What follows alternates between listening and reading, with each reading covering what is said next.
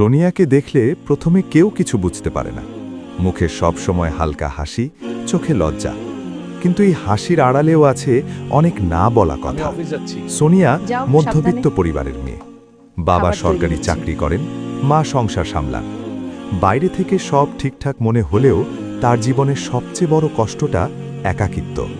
সে খুব কম কথা বলে, কাউকে সহজে বিশ্বাস করে না, কারণ সে শিখেছে সবাই আপন হয় না। কলেজে অনেকেই তাকে লক্ষ্য করে, কেউ বন্ধুত্ব চায়, কেউ তার চেহারা দেখে মুগ্ধ হয়, কিন্তু সোনিয়া দূরে থাকে। তার চাওয়া খুব ছোট, একজন মানুষ যে চরিত্রে ভালো, কথায় কম, কাজে বেশি।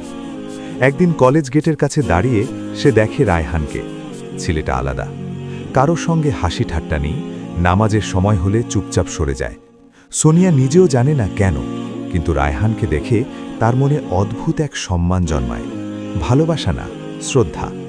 রাতে ঘুমানোর আগে সোনিয়া জানালার পাশে দাঁড়িয়ে ভাবে, এখনও কি এমন ছেলে আছে যারা আল্লাহকে আগে রাখে? সে তখনও জানে না এই প্রশ্নটাই একদিন তার জীবনের সবচেয়ে বড় পরীক্ষা শুরু হবে। পরের পর্ব শুনতে লাইক, কমেন্ট ও সাবস্ক্রাইব করুন।